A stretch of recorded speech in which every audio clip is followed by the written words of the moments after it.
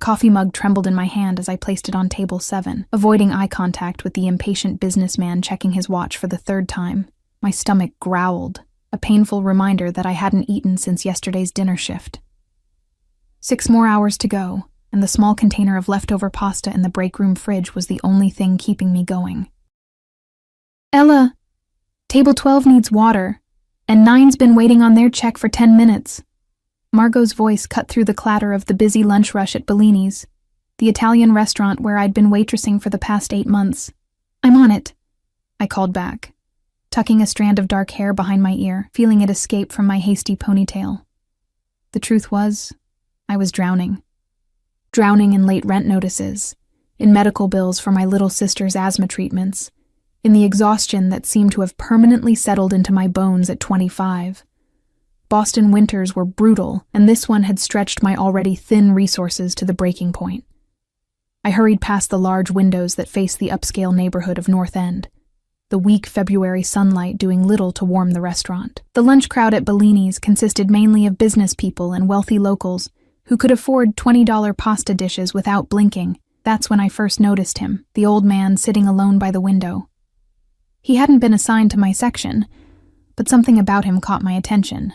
Unlike our usual patrons in their sleek business attire, he wore a worn gray coat and stared out the window with an expression of such profound sadness that it made my own troubles momentarily recede. When I passed his table again, I noticed he had only ordered a cup of tea. No food. His weathered hands, marked with age spots, wrapped around the ceramic cup as if seeking warmth more than refreshment. "Can I get you anything else, sir?" I asked, even though he wasn't my table. He looked up, startled, as if he'd forgotten where he was. His eyes were a striking blue, bright against his olive skin, and there was something dignified about him despite his simple clothes. "No, thank you, dear." His accent was thick. Italian, maybe. "This is fine." I nodded and continued with my duties, but my eyes kept drifting back to him. He reminded me of my grandfather before cancer took him 3 years ago. The same proud posture despite apparent hardship. When I went to the break room to grab my lunch container, a decision formed in my mind before I could overthink it. Back on the floor, I approached his table again. "Would you like some pasta, sir? It's homemade. I have extra." The lie came easily. There was nothing extra about it. It was all I had to eat today, but something in me couldn't bear to see him sitting there with just tea. Surprise flickered across his face, followed by something that might have been embarrassment. "I couldn't possibly. Please," I insisted, already placing my container on his table. "My nonna's recipe. It would make me happy if you enjoyed it." After a moment's hesitation, he accepted with a nod that somehow conveyed both gratitude and dignity. I quickly brought him utensils before rushing off to my other tables, ignoring the hollow feeling in my stomach. As the lunch rush began to wane, I noticed the old man preparing to leave. He moved slowly, with a slight limp, but refused help from another server who offered assistance. Before departing, he approached the hostess station where I was reorganizing menus. "Thank you for your kindness," he said simply, pressing something into my palm. Before I could respond, he had shuffled out the door. I opened my hand to find a worn silver coin with strange markings. Not currency, but some kind of token or medallion. It seemed old and possibly valuable, though I had no idea what it represented. I slipped it into my pocket, oddly touched by the gesture. The rest of my shift passed in a blur of fatigue and hunger. By closing time at 10, I was dead on my feet, the coin in my pocket nearly forgotten. I bundled up against the February chill and began the 20-minute walk to my apartment, too tired even to worry about the heating bill waiting for me at home. The streets of North End were mostly deserted, storefronts dark except for the occasional late-night café or bar. I hugged the buildings, keeping my head down against the wind. When the black car pulled up beside me, I barely registered it until the passenger window slid down with an electronic hum. "Excuse me." The voice was deep, male, and carried an authority that made me stop despite my better judgment. I peered into the car, making out only a silhouette in the darkness of the back seat. "Can I help you?" I asked, already taking a step back, suddenly aware of how isolated the street had become. "I believe you helped my father today." The statement was so unexpected that I stood frozen, confusion momentarily overriding caution. The rear door opened, and a man stepped out onto the sidewalk.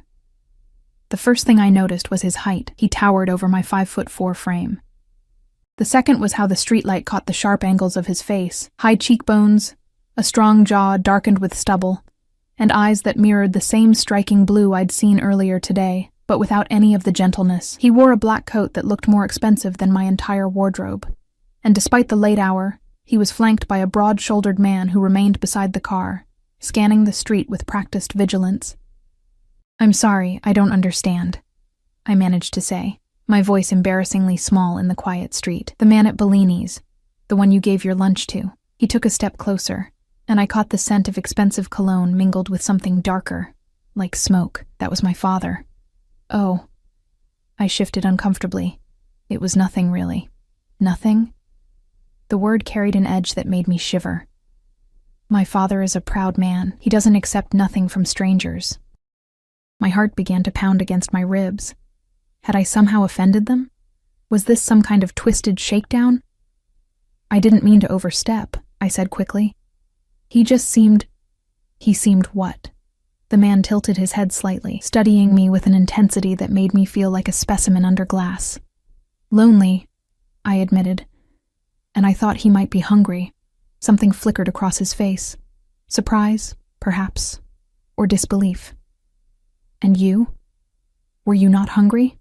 The question caught me off guard. "I'm fine. Are you?" His gaze traveled over me, taking in my threadbare coat, the worn sneakers, the exhaustion I couldn't hide. "What's your name?" "Ella," I answered automatically, then immediately regretted giving away even that small piece of information. "Ella," he repeated, as if testing how it felt on his tongue. "I'm Luca Ricci." He extended his hand, and I found myself taking it despite my misgivings. His grip was warm and firm, engulfing my smaller hand completely. A current of something electric passed between us, making my breath catch. "My father wanted me to thank you properly," Luca continued, releasing my hand after a beat too long. "He said you refused payment." I remembered the coin. "He gave me something, a token or medallion." Luca's expression changed, a flash of something unreadable crossing his features. "May I see it?" Hesitantly, I reached into my pocket and produced the silver coin. When Luca saw it, he went very still. "Do you know what this is?" he asked quietly. I shook my head. "It's a Ricci family token. My father hasn't given one to anyone in over 20 years. He looked at me with renewed interest, as if seeing me for the first time. "It means you're under our protection now." "Protection?" I repeated, confusion and a hint of fear making my voice waver. "I don't need protection."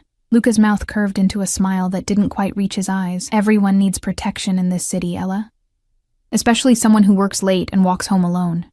Before I could formulate a response, he gestured to the open car door. "Let me drive you home. It's cold, and you look exhausted." Every warning bell in my head was ringing, but the fatigue weighing on my limbs and the biting cold made the sleek, warm car look impossibly tempting. Still, I hesitated. "I don't know you," I said, clutching my bag closer. "But my father knows you," Luca countered smoothly. "And in my world, that counts for everything." Something in his tone suggested this wasn't really a request, despite its polite phrasing. The silent man by the car shifted slightly, a subtle reminder of Luca's authority. "Just a ride home," Luca added, his voice softening fractionally, "to express my gratitude." Making what was possibly the worst or best decision of my life, I stepped toward the car. Luca's hand came to rest on the small of my back as he guided me inside. His touch feather-light yet somehow possessive. The interior was luxurious, soft leather seats and warmth that enveloped me immediately. Luca slid in beside me, his large frame making the spacious back seat suddenly feel intimate. "Address?" he asked as the driver started the engine. I gave it reluctantly, hyper-aware of his proximity and the subtle scent of his cologne. We drove in silence for a few minutes, the gentle hum of the car making my eyelids heavy despite my nervousness. "You work hard," Luca remarked. Not a question, but an observation. "2 jobs," I replied automatically. "Bellini's during the day and bartending at the Alibi on weekends." "To support yourself?" "And my sister," I found myself admitting. "She's 17, still in high school." "Parents?" gone. The single word carried all the explanation I was willing to give a stranger. Luca nodded, as if my sparse answers had confirmed something for him. When we pulled up to my rundown apartment building, embarrassment flushed through me.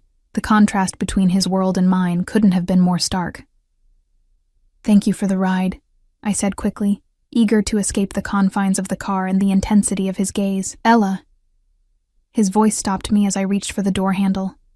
He pulled out a business card and pressed it into my palm, much as his father had done with the coin. "If you need anything at all, call this number." The card was heavy, cream-colored stock with just a phone number embossed in black. No name, no title. Why would you help me? I couldn't stop the question from tumbling out. Luca's eyes met mine, and something hungry flickered in their blue depths. "Let's just say I take care of what belongs to me." A chill ran down my spine at his words. "I don't belong to anyone." His smile was slow, predatory. "You accepted my father's token. In our world, that means something." Before I could process the implications of that statement, he leaned closer, his breath warm against my ear. "Sleep well, Ella. I'll be seeing you again soon." I scrambled out of the car, clutching my bag and the mysterious card, watching as the black vehicle pulled smoothly away from the curb. Only when it disappeared around the corner did I release the breath I'd been holding. Inside my cold apartment, I leaned against the door, trying to make sense of the encounter. The silver token felt heavy in my pocket, and Luca's parting words echoed in my mind. "I'll be seeing you again soon." I had no idea who Luca Ricci really was, but something told me my simple act of kindness had just entangled me in something far bigger and more dangerous than I could imagine. And the most terrifying part? A small, traitorous part of me was already looking forward to seeing those piercing blue eyes again. Sleep came fitfully that night, my dreams haunted by piercing blue eyes and cryptic warnings. I woke before my alarm, the silver coin still clutched in my palm, the edges having left imprints on my skin. Morning light filtered weakly through my thin curtains, illuminating the modest studio apartment I shared with my sister Mia. She was still asleep on the pull-out sofa, her dark hair spilling across the pillow, her breathing slightly labored from the cold aggravating her asthma. We couldn't afford to keep the heat running through the night, not with the electric bill already overdue. I slipped out of bed, careful not to wake her, and headed to our tiny bathroom. The mirror reflected a face I barely recognized some days. Dark circles under hazel eyes, cheekbones too prominent from too many skipped meals. I splashed cold water on my face, trying to wash away the lingering unease from last night's encounter. "Who are you, Luca Ricci?" I whispered to my reflection, remembering his words, his proximity in the car, the way his eyes had claimed me before he even touched me. The business card sat on my nightstand, its elegant simplicity somehow threatening in the harsh morning light. I should throw it away, forget the whole strange encounter, yet something stopped me. I tucked it into my wallet instead, next to the meager collection of bills that would barely cover this week's groceries. "Ella," Mia's sleepy voice called from the main room. "You're up early." I emerged from the bathroom with a forced smile. "Just couldn't sleep. How are you feeling?" "Fine," she said, the slight wheeze in her breath betraying her. "Are you working both jobs today?" "Just Bellini's," I replied, moving to the kitchenette to start coffee. "But I picked up an extra shift tomorrow." Mia frowned, pushing herself up on the sofa bed. "You're working too much," says the straight-A student who's getting into Boston University with a scholarship, I countered, tossing a granola bar her way. "Someone has to keep you in those fancy textbooks." She caught the bar, but didn't open it. "I got another letter from the financial aid office yesterday. Even with the scholarship, there's still a gap." My stomach twisted. We'd been through this before. The scholarship was impressive but partial. And even with loans, we were looking at thousands in out-of-pocket expenses. Money we simply didn't have. "We'll figure it out," I said with more confidence than I felt. "Eat your breakfast. You'll be late for school." As Mia shuffled to the bathroom, I leaned against the counter, the familiar weight of responsibility pressing down on me. 4 years ago, when our mother succumbed to the same heart condition that had taken our father years earlier, I dropped out of community college to keep us afloat. Everything since then had been about survival and making sure Mia had the chances I'd lost. My phone buzzed with a text from an unknown number. "Good morning, Ella. I hope you slept well. A package will arrive for you at Bellini's today. Luca." I nearly dropped the phone, my heart racing. How had he gotten my number? I hadn't given it to him. The invasion of privacy sent a chill down my spine, yet mingled with it was an inexplicable thrill that he'd thought of me this morning. I didn't respond, unsure what to say, or if I should encourage whatever this was. Instead, I focused on getting Mia out the door with her inhaler and lunch money, then prepared for my own day with a gnawing anxiety about what awaited me at work. Bellini's was quieter than usual for a weekday lunch, the February weather keeping many potential customers at home. I moved mechanically through my tasks, jumping at every opening door, expecting Luca or his father to appear. By mid-afternoon, nothing had happened, and I began to think the text had been some kind of strange joke. Then Margot approached me, curiosity evident in her expression. "There's a delivery for you at the front." At the hostess station stood a courier in a crisp uniform, holding a large white box tied with a simple black ribbon. "Ella Blackwood?" he asked, consulting his clipboard. "That's me," I confirmed, bewildered. "Sign here, please." After I scribbled my signature, he handed me the box with a polite nod and departed. The other servers gathered, watching with undisguised interest as I set the box on the counter. "Secret admirer?" Margot teased. "No idea," I murmured, tugging at the ribbon with trembling fingers. Inside, nestled in tissue paper, lay a coat, a beautiful caramel-colored wool coat that looked impossibly expensive. Beneath it was a pair of leather gloves lined with soft cashmere and a cream-colored scarf. A small card rested atop these treasures. No one under my protection should walk home cold. Heat rushed to my face, part embarrassment, part indignation, part something else I didn't want to name. "Wow," breathed Margot, reaching out to touch the coat sleeve. "This is Max Mara. That's like $2,000, easy." $2,000? I echoed incredulously. "For a coat?" "Who sent it?" another server asked, peering at the card I quickly tucked away. "Just someone I met," I said vaguely. "There's been a mistake. I can't accept this." But even as I said it, I remembered the heating bill waiting at home. Mia's wheezing this morning. The financial aid letter. The coat represented more money than I made in a month. If I returned it, no. I shut down that calculating part of my brain immediately. Whatever Luca Ricci's game was, I wanted no part of it. Gifts like this came with strings, expectations. I'd learned that lesson the hard way before. I closed the box and stashed it in the break room, trying to focus on my remaining tables. But my mind kept drifting to the coat, to Luca's text, to the silver token that seemed to have upended my carefully constructed, if precarious life in less than 24 hours. At the end of my shift, I changed out of my uniform and reluctantly retrieved the box. Whatever I decided to do with its contents, leaving it at the restaurant wasn't an option. The temperature had dropped further, and my thin jacket provided little protection against the biting wind as I stepped outside. The black car was waiting at the curb. My steps faltered as the back door opened, and Luca emerged, looking even more imposing than I remembered. Today he wore a charcoal suit under his open coat, the tailored lines emphasizing his broad shoulders and lean frame. The same silent bodyguard hovered nearby, his presence a reminder of who I was dealing with. "You didn't respond to my message," Luca said by way of greeting. His eyes dropped to the box in my arms, then back to my face, assessing. "How did you get my number?" I countered, keeping my distance. A slight smile played at the corners of his mouth. "I have resources." "That's not an answer. It's the only one you're getting for now." He nodded toward the box. "You haven't tried it on." "I'm returning it," I said firmly, extending the box toward him. "I appreciate the gesture, but I can't accept gifts like this from someone I barely know." Luca made no move to take the box. "You gave your lunch to a stranger yesterday with no expectation of return. Why is it so difficult to accept something given in the same spirit?" "Because that was a $7 container of pasta, not a $2,000 coat." The words burst out louder than I intended, drawing glances from passers-by. Luca stepped closer, his voice dropping to a register that seemed to vibrate through me. "The value is relative, Ella. To you, that lunch might have been everything you had. To me, this, he gestured to the box, is nothing.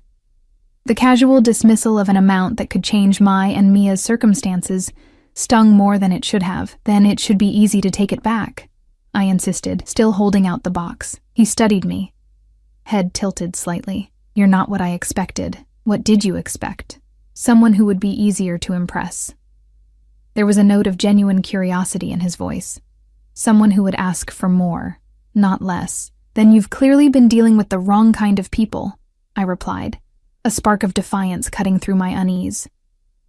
Luca's laugh was unexpected, a rich, warm sound that transformed his severe features into something dangerously attractive.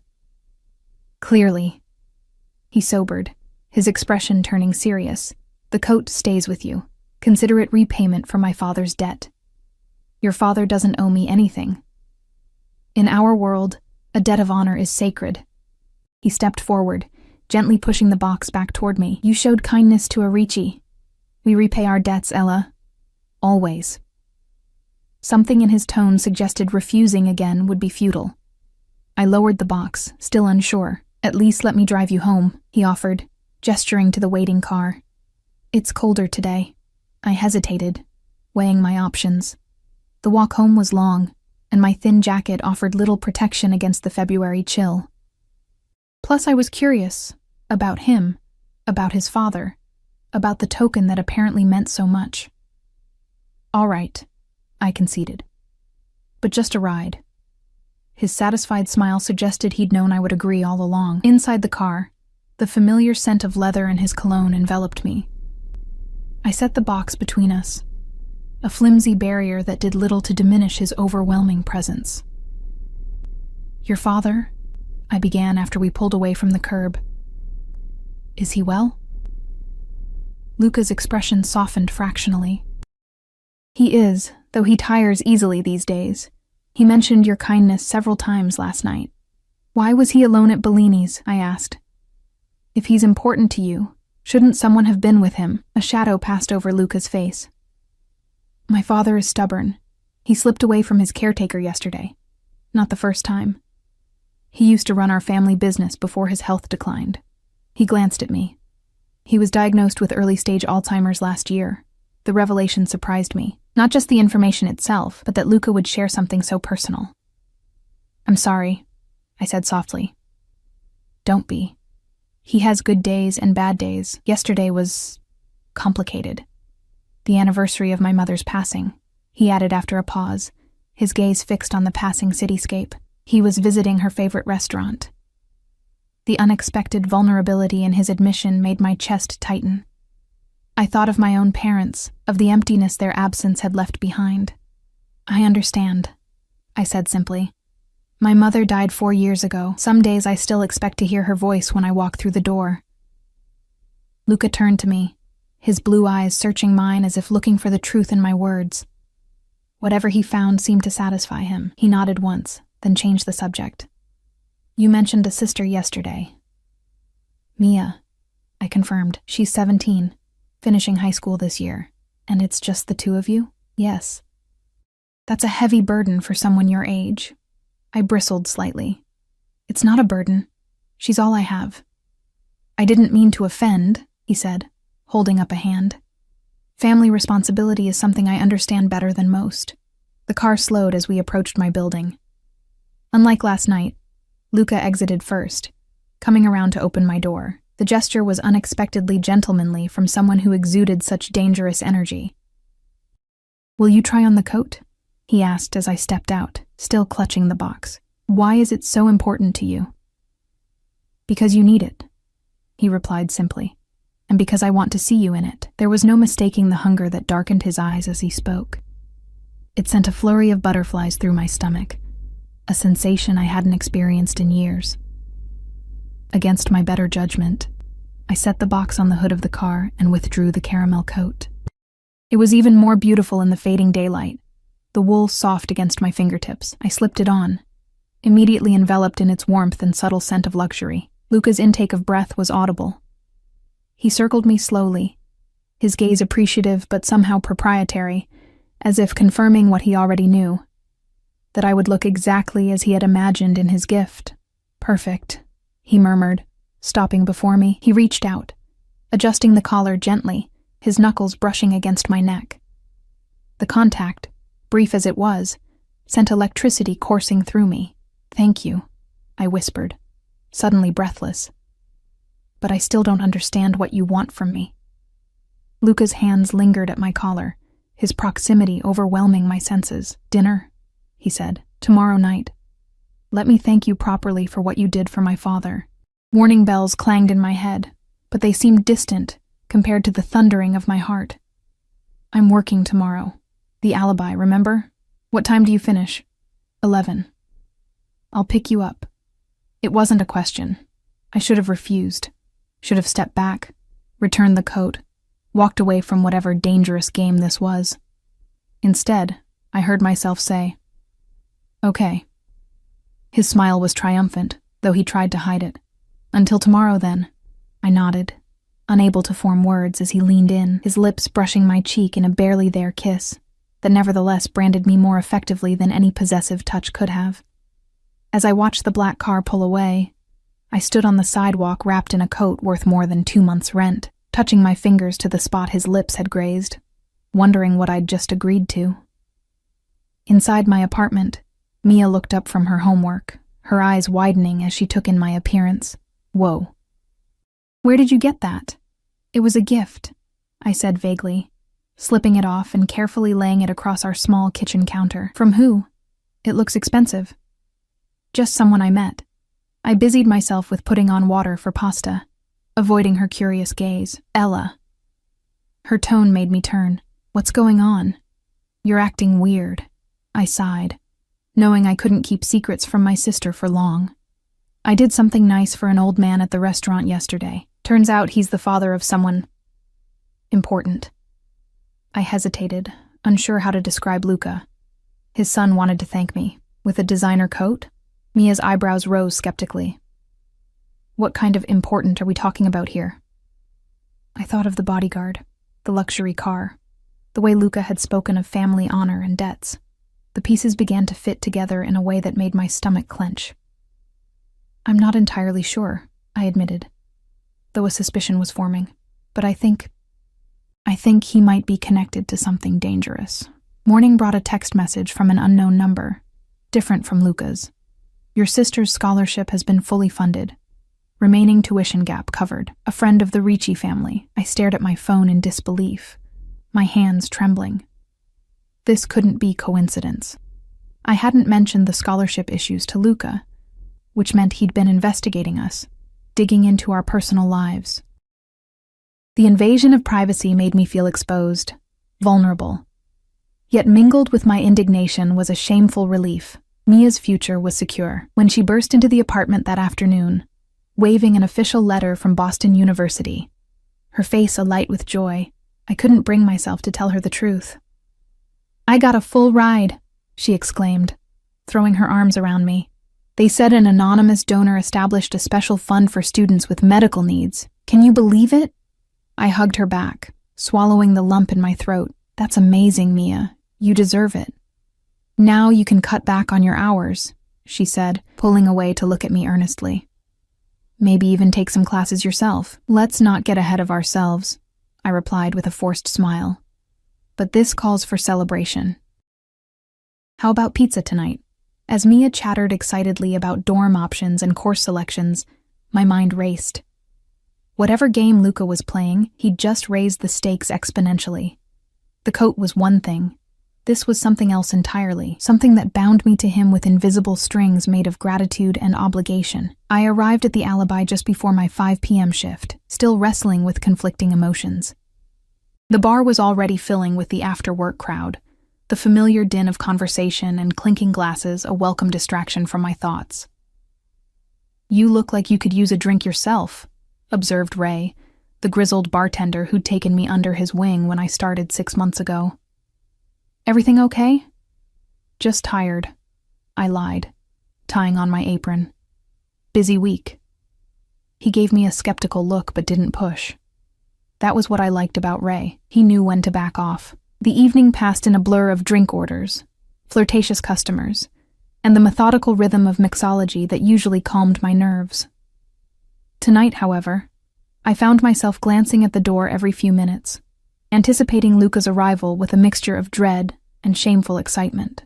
At 10:30, as the crowd thinned slightly, the atmosphere in the bar shifted. It was subtle, a momentary hush, a collective tension that rippled through the room.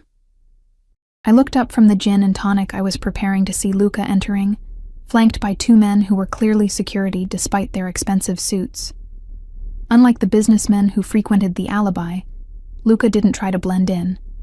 He commanded attention without seeking it, his presence magnetic. He wore dark jeans and a black button-down shirt under a tailored gray blazer, more casual than I'd seen him before, but no less intimidating. His eyes found me immediately, as if he'd mapped my exact location before entering. A slight smile curved his lips as he made his way to the bar, ignoring the curious glances from other patrons. "Whiskey, neat," he told Ray, though his gaze remained on me. "And whatever she recommends." Ray glanced between us, his eyebrows raised. "Friend of yours, Ella? We're acquainted," I managed, continuing to prepare my customer's drink with hands that were suddenly unsteady. "I'll have what he's having," I told Ray, needing the liquid courage. Luca took a seat at the bar, his security detail positioning themselves discreetly nearby. "You look beautiful tonight," he said, his voice low enough that only I could hear. I was wearing nothing special, just black jeans and a deep green blouse that brought out the flecks of green in my hazel eyes, yet the way he looked at me made me feel like I was draped in silk and diamonds. "I need to talk to you," I said quietly, sliding the gin and tonic to my waiting customer before returning to him. "About my sister's scholarship." His expression revealed nothing. "We'll discuss it over dinner." "Was it you?" I pressed, leaning closer across the bar. "Did you arrange that?" "As I said, we'll discuss it later." His tone was gentle but firm. "When do you finish?" 30 minutes. He nodded, sipping his whiskey. "I'll wait."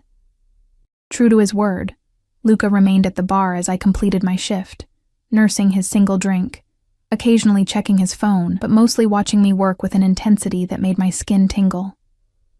Ray shot me questioning looks, but I avoided his gaze, focusing on closing out my register and handing over to the night bartender. In the back room, I changed out of my work shirt, pulled on the caramel coat that I'd brought despite my misgivings, and stared at my reflection in the small, spotted mirror. What was I doing? Going to dinner with a man who was almost certainly involved in organized crime, who had meddled in my personal affairs without permission, who looked at me like I was already his.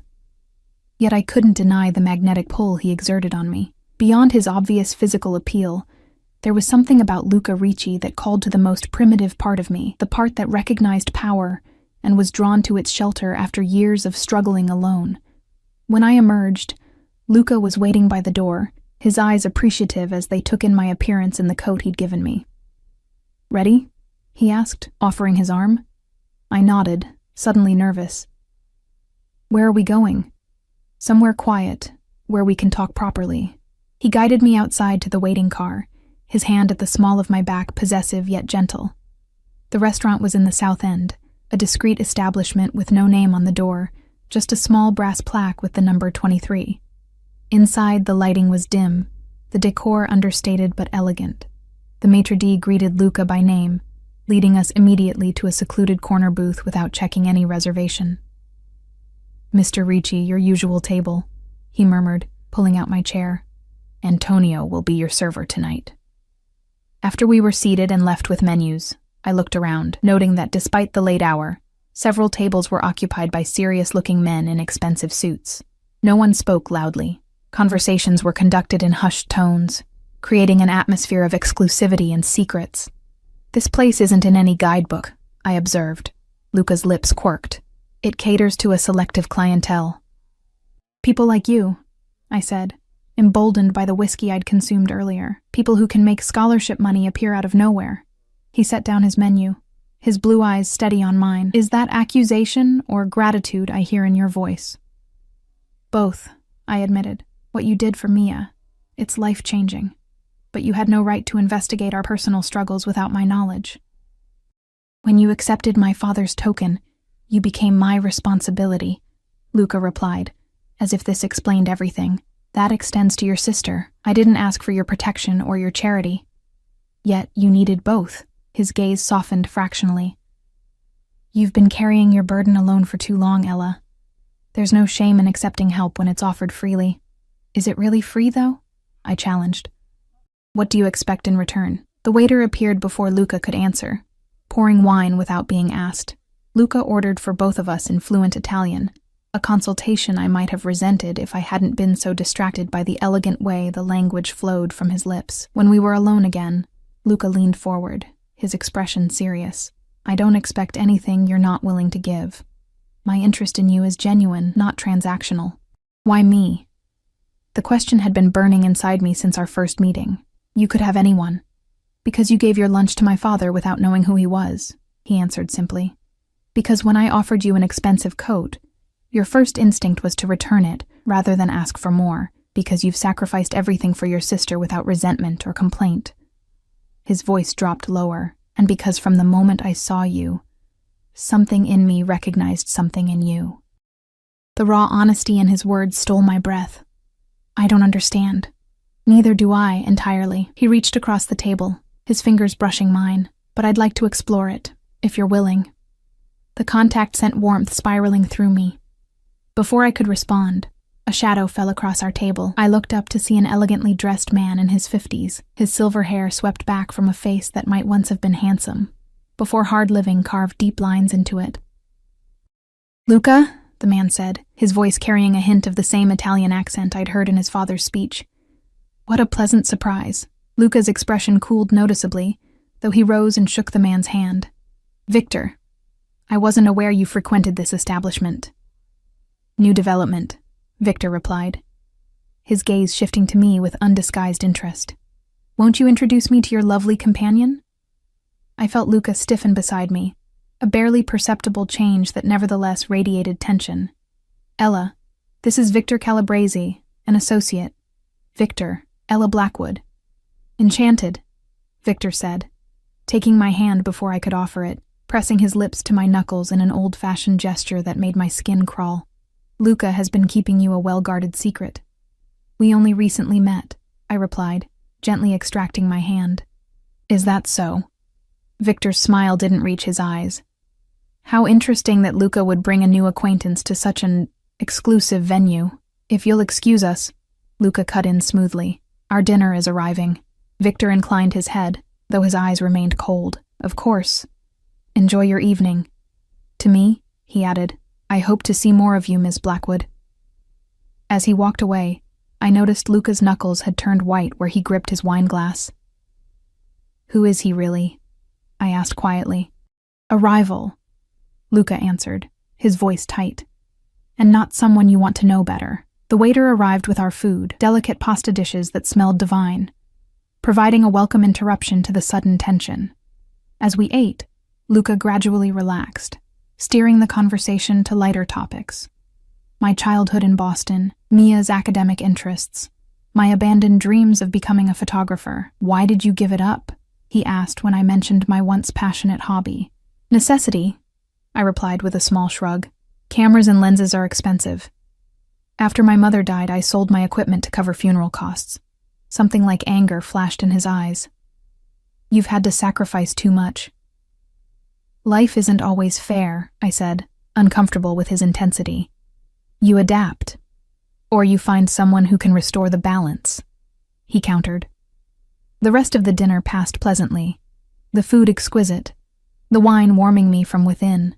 Luca was an attentive listener, drawing out stories I hadn't shared with anyone in years. By the time dessert arrived, a delicate tiramisu we shared between us, I found myself reluctant for the evening to end. In the car afterward, Luca sat closer than before, his thigh pressing against mine in the spacious back seat. I'd like to see you again, he said, his voice husky in the intimate darkness.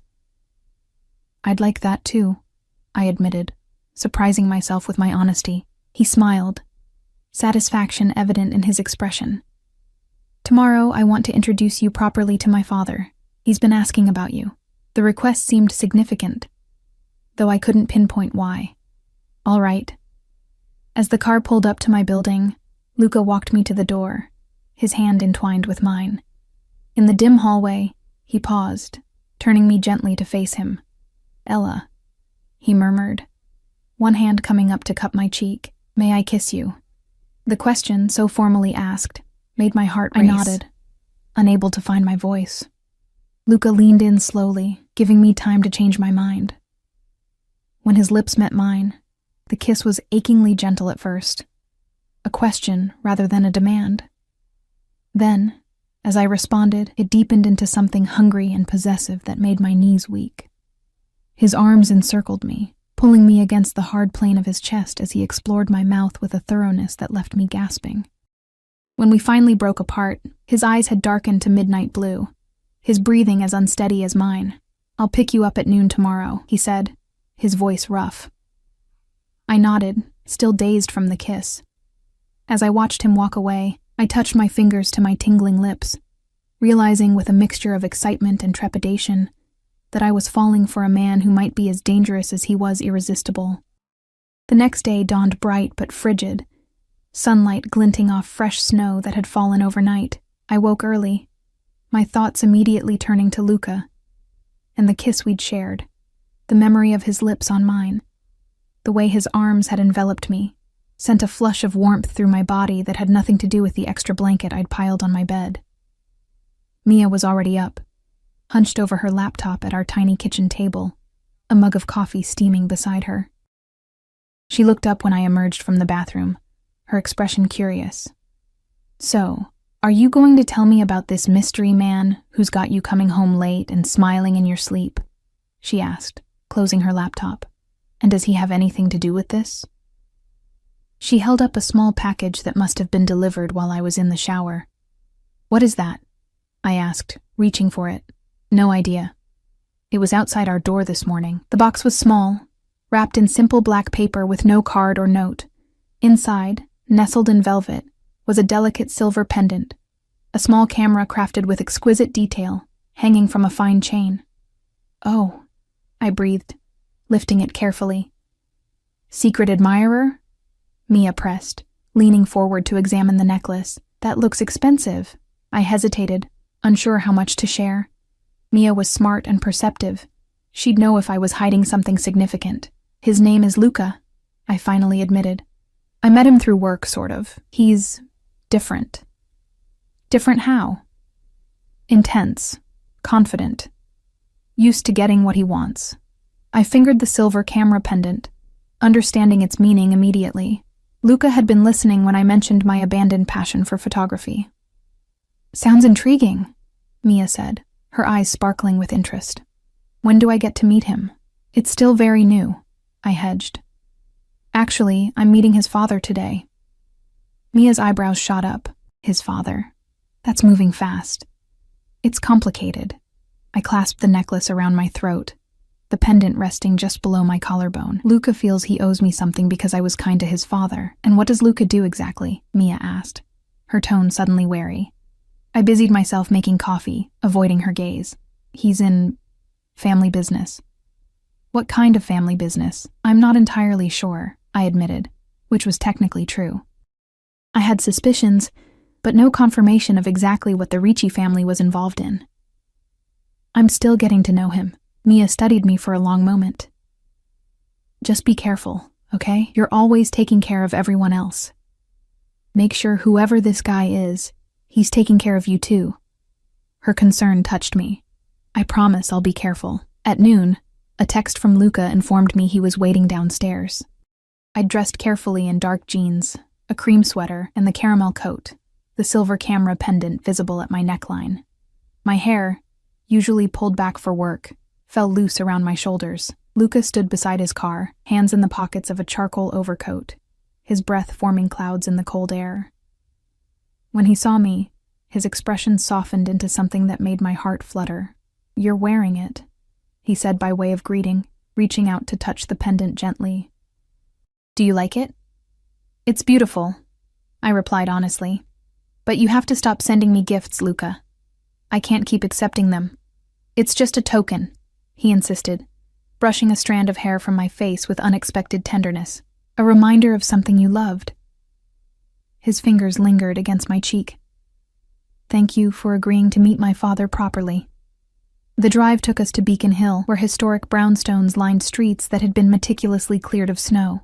We stopped before one of the most elegant buildings, where a doorman immediately hurried to open Luca's door. "Mr. Ricci," he greeted with deferential politeness.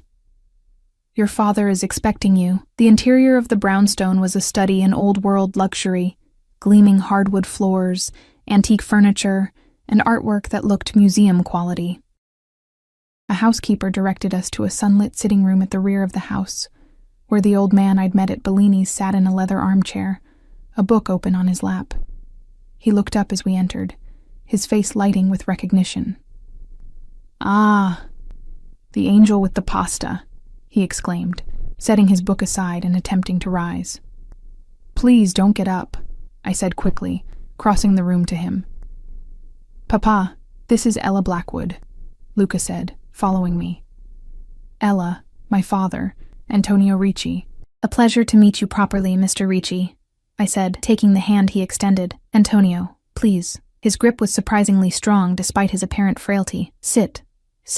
Tell me how my son is treating you." I perched on the sofa adjacent to his chair, Luca settling beside me, his thigh pressing warmly against mine. "He's been very kind," I replied diplomatically. Antonio's bright blue eyes, so like his son's, twinkled with amusement. "Kind? Bah, my son is many things, but kind is not the word most would use." He turned to Luca. "You didn't tell me she was so beautiful." "I didn't have to," Luca replied with a small smile.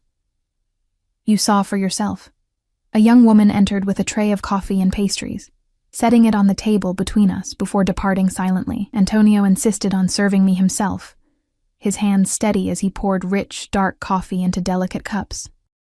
"My Luca tells me you have no family except a sister," Antonio said, handing me a cup. "That's right," I confirmed. "Our parents passed away several years ago." He nodded solemnly. "Family is everything. Without family, a person has no roots, no foundation." His gaze grew distant. "I lost my Maria, Luca's mother, 12 years ago. Not a day passes that I don't miss her." "I'm sorry for your loss," I said softly. "She would have liked you," Antonio continued, focusing on me again.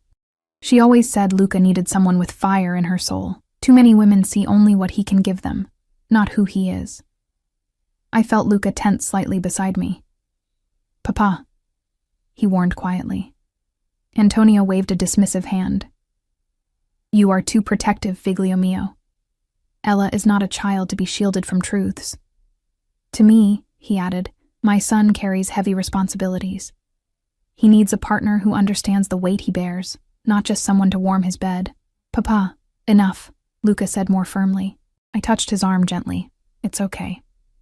To Antonio I said, "I appreciate your candor, but Luca and I are still getting to know each other. It's too early to talk about partnerships." Antonio studied me for a long moment, then nodded, apparently satisfied. "Wise girl. But remember what I said about the token I gave you. In our family, such things are not given lightly." The rest of the visit passed pleasantly, with Antonio sharing stories of Luca's childhood, much to his son's evident discomfort, and asking thoughtful questions about my own life and Mia's studies. Throughout, I noticed the respectful way the household staff treated the elder Ricci, despite his occasional confusion when names or dates escaped him. As we were preparing to leave, Antonio took my hands in his. "You must come for Sunday dinner," he insisted. "The whole family will be here. I want them to meet the girl who has caught my son's attention." The invitation felt significant, judging by the way Luca's expression tightened. "That's very kind, but we would be honored," Luca interrupted smoothly. "If Ella is free, of course." Put on the spot, I nodded. "Thank you. I'd love to come." Antonio beamed, patting my cheek affectionately. Good. And bring your sister. Any family of yours is welcome in my home." In the car afterward, I turned to Luca. "Is Sunday dinner important?" He kept his eyes on the road, his profile sharp against the winter sunlight. "My father doesn't invite outsiders to family dinner often. It's a statement." "What kind of statement?" He glanced at me briefly. "That you're important to me." The simple declaration sent warmth coursing through me. "And am I? Important to you?" Luca pulled the car over suddenly, shifting to face me fully. "Ella," he said, his voice low and intense. "From the moment I saw you, something inside me changed. I've never felt this way about anyone before." He reached out, cupping my face in his large hand. "I know this is happening quickly, but I'm not a man who hesitates when he finds something precious." His words should have frightened me, but instead, they stirred something deep and primal. "I feel it too," I admitted, leaning into his touch. "But there's still so much I don't know about you, about your family. What do you want to know?" The direct question caught me off guard. I'd expected evasion, not openness. "Your business," I said carefully. "The way people react to your name. The security that follows you everywhere." I took a breath. "Are you involved in something illegal, Luca?" His expression remained neutral, but his eyes darkened. "Would it matter if I was?" "I think it might," I replied honestly, "depending on what it is." Luca was silent for a long moment, his thumb tracing gentle circles on my cheek. "My family has interests in many businesses, restaurants, shipping, real estate. Some of these operations exist in gray areas of the law." His gaze never wavered from mine. "I won't insult your intelligence by pretending we're nothing more than legitimate businessmen, but neither are we the monsters that movies would have you believe." "You're admitting you're connected to the mafia," I said, needing to hear it plainly. "I'm admitting that my family operates according to its own code, and that code sometimes conflicts with conventional law." His hand dropped from my face. "If that changes how you see me, I understand." I should have been terrified, should have asked him to take me home immediately, cut all ties, and pretend we'd never met. Instead, I found myself studying the complex man before me, the same man who'd arranged me as scholarship, who'd remembered my lost passion for photography, who looked at me like I was the answer to a question he'd been asking his whole life. "I don't know what this makes me," I said slowly, "but it doesn't change how I feel when I'm with you." Relief flickered across his features. "I promise you, Ella, you will always be safe with me. No harm will ever come to you or your sister while you're under my protection." "I'm not used to being protected," I admitted. "I've been the protector for so long." "Then let someone else carry that burden for a while."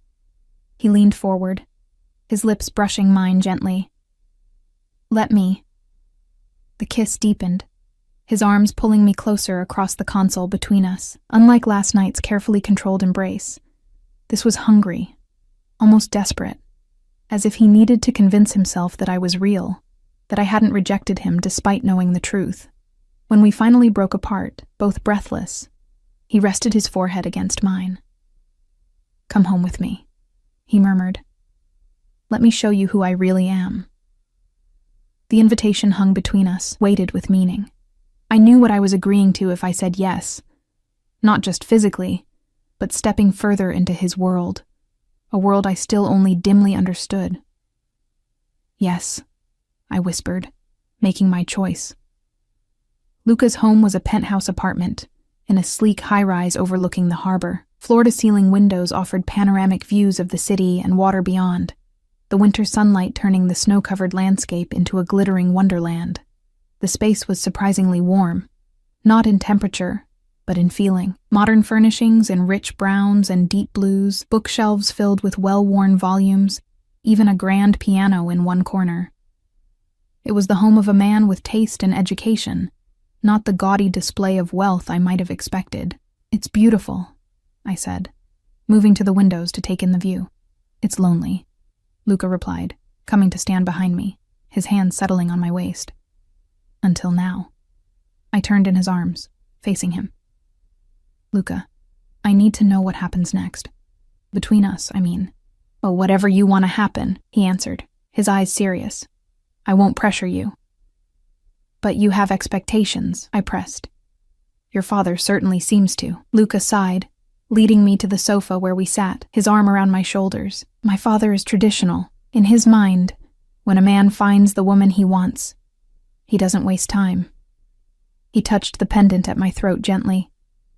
"I won't deny that I feel something powerful for you, Ella, something I've never experienced before. But I don't expect you to make any declarations or commitments until you're ready." The sincerity in his voice touched me deeply. Here was a man accustomed to commanding, to taking what he wanted, offering me choice and time instead. "Thank you," I whispered, leaning into him. "For understanding." His lips found mine again, soft and questioning at first, then with growing intensity as I responded eagerly. My hand slid into his hair, pulling him closer as his arms tightened around me. "Ella," he murmured against my mouth, "I've wanted you from the moment I saw you." "Show me," I breathed, surrendering to the fire building between us. His eyes, darkened with desire, searched mine for confirmation. Finding it, he stood, lifting me effortlessly into his arms. As he carried me toward the bedroom, I wrapped my arms around his neck, knowing I was crossing a threshold from which there would be no easy return. The week that followed passed in a dreamlike haze. By day, I continued my shifts at Bellini's, though Luca insisted I quit my weekend job at the Alibi. By night, I found myself increasingly in his world, dining at exclusive restaurants, attending a private gallery opening, spending quiet evenings at his penthouse where we talked for hours before inevitably ending up tangled in his sheets. Through it all, Luca was attentive, passionate, and surprisingly vulnerable in unguarded moments. When he held me in the darkness, he sometimes spoke of his childhood, raised to take over the family business, the weight of legacy and tradition, the loss of his mother that had left both him and Antonio adrift. "I was 19 when she died," he told me one night, his fingers tracing patterns on my bare shoulder. "Cancer. My father was never the same afterward." I pressed closer to him, offering wordless comfort. "Is that when you took over the business?" "Not entirely. My father continued for several years, but I was being groomed, learning every aspect." His arms tightened around me. When his memory began to fail, I had no choice but to step in completely. On Thursday, a package arrived at my apartment, a professional-grade camera with multiple lenses and accessories. The note simply read, "Start creating again. L." This time, I didn't try to refuse the gift. Instead, I spent hours that evening reacquainting myself with the familiar weight of a camera in my hands, the technical details returning like muscle memory.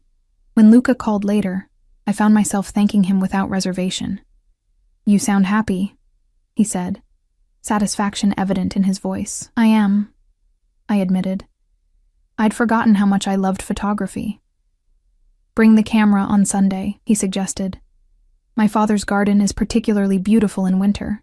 Sunday arrived with clear skies and biting cold. Mia, initially skeptical about attending dinner with a family we barely knew, had become intrigued after meeting Luca briefly when he picked me up on Friday. "He looks at you like you're the only woman in the world," she'd commented afterward. "It's kind of intense, but nice." Now, as we approached Antonio's brownstone, camera bag slung over my shoulder, I felt a flutter of nerves. "Remember," I told Mia, "his father sometimes gets confused. Just be patient with him." "I will," she promised, adjusting her scarf, a cashmere one that had appeared mysteriously on our doorstep the day after she'd met Luca. Antonio greeted us warmly, embracing me like a long-lost daughter, and immediately taking a shine to Mia, exclaiming over her academic achievements. The house was filled with delicious aromas and the sound of voices from deeper inside. Come," Antonio urged, leading us through to a large dining room where about a dozen people were gathered. "Everyone, meet Ella and her sister Mia." All conversation ceased as we entered, every eye turning to assess us. I felt Luca move immediately to my side, his hand settling possessively at the small of my back. "This is my cousin Marco and his wife Teresa," Antonio began introductions, gesturing to a couple in their 40s. "My nephew Dominic and his fiancée Sophia." He continued around the room, a dizzying array of family members whose names blurred together. I noticed the calculating looks from the women, the appraising glances from the men. We were being evaluated, judged for worthiness. Luca's grip on my waist tightened almost imperceptibly. "And this," Antonio said finally, "is Luca's godfather, Vincent Calabresi." With a jolt, I recognized the silver-haired man from the restaurant, the one Luca had called a rival. Vincent smiled thinly, taking my hand in his cold grip. "We meet again, Miss Blackwood," he said smoothly. "What a pleasant surprise." Luca's entire body tensed beside me. Uncle Vincent, he acknowledged, his tone carefully neutral. I wasn't expecting you today. Your father insisted, Vincent replied, his gaze never leaving my face. Family occasions and all that. Dinner was a lavish affair, course after course of traditional Italian dishes, wine flowing freely, conversation that alternated between English and Italian. I noticed that despite the apparent conviviality, there were undercurrents of tension, particularly between Luca and Vincent. Several times they exchanged words in rapid Italian that sounded less than friendly. Mia, seated beside Antonio, charmed him completely with her quick wit and genuine interest in his stories. I watched them with a warmth spreading through my chest, realizing how much I'd missed seeing her interact with a grandparent figure. After dinner, as everyone moved to the sitting room for coffee, Vincent cornered me in a moment when Luca had stepped away to take a phone call. You've certainly made an impression on the Ricci men, he observed, swirling brandy in a crystal glass. First Antonio, now Luca. Quite the achievement for a waitress from the wrong side of town. I bristled at his condescension. I don't consider kindness an achievement. Kindness, he repeated with a chuckle. Is that what you think secured your place here? My dear, women have been showing kindness to the Ricci men for generations. Few receive invitations to Sunday dinner. What are you implying? I asked coldly. Merely that Luca is known for his passionate attachments. They burn brightly but tend to extinguish just as quickly. His smile didn't reach his eyes. I would hate to see you or your charming sister disappointed when his attention inevitably wanders. Before I could respond, Luca materialized beside me, his expression thunderous. A word, uncle, he said in a tone that brooked no argument. To me, he added gently, Ella, my father was asking for you. I nodded, relieved to escape Vincent's unsettling presence. As I walked away, I glanced back to see the two men engaged in what appeared to be a heated discussion, their voices too low to overhear. Antonio beckoned me to the seat beside him, patting my hand affectionately. Don't mind Vincent, he said, surprising me with his awareness. He and Luca have been at odds since Maria died. Vincent thought he should have more say in Luca's upbringing, in the business. I disagreed. He seems to disapprove of me, I admitted. He disapproves of anything that makes Luca happy, Antonio replied with surprising sharpness. My son has carried too many burdens for too long. You bring light back to his eyes. He squeezed my hand. The token I gave you, it belonged to Maria. I've kept it all these years, waiting for the right person to pass it to. I touched the silver coin, which I now wore on a chain alongside the camera pendant. I'm honored. Honor?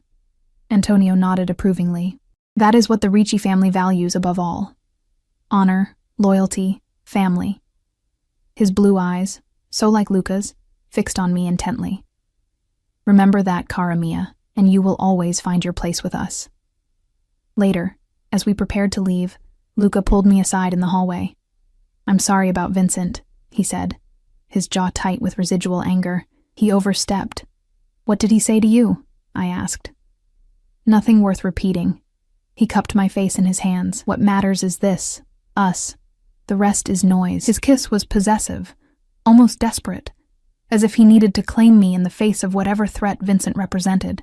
When we broke apart, his eyes were dark with emotion. Stay with me tonight, he murmured against my lips. Mia can manage one night alone, he finished. Please, Ella, I need you. The raw vulnerability in his voice made my decision. After arranging for Luca's driver to take Mia home, I went with him to his penthouse, where he loved me with an intensity that left us both breathless and trembling. Afterward, as we lay entwined in the darkness, Luca traced the curve of my shoulder with gentle fingers. I love you, he said quietly, the words hanging in the stillness between us. My heart stuttered in my chest. It was too soon, too fast, and yet, I knew with sudden clarity that I felt the same. I love you too, I whispered back. Luca pulled me closer, pressing a kiss to my forehead. Then marry me. I froze, certain I'd misheard. What? He shifted, leaning up on one elbow to look down at me, his expression more serious than I'd ever seen it. Marry me, Ella. Be my wife. my partner in everything. Luca, we've known each other less than 2 weeks, I protested, though my pulse was racing. And in that time, I've become more certain of you than anything else in my life. His hand covered mine, bringing it to rest over his heart. I know who I am, what I am. I've never lied to you about that, but with you, I can be more than just the head of the Ricci family.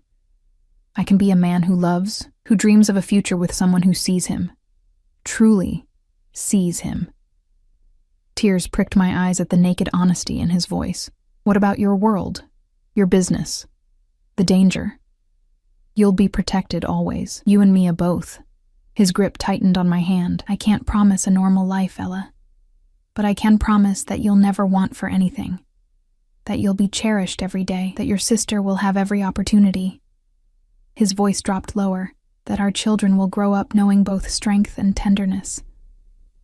The mention of children, our children, sent a shock of longing through me so intense it took my breath away. I could see it suddenly, a future with this complicated, dangerous, loving man. A family of our own. Yes, I whispered, the word escaping before doubt could silence it. Yes, I'll marry you. Luca's face transformed with joy, years of tension falling away as he gathered me into his arms, covering my face with kisses.